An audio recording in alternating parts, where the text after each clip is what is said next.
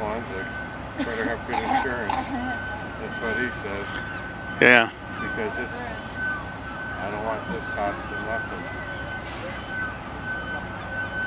How can you be so stupid? I don't understand it.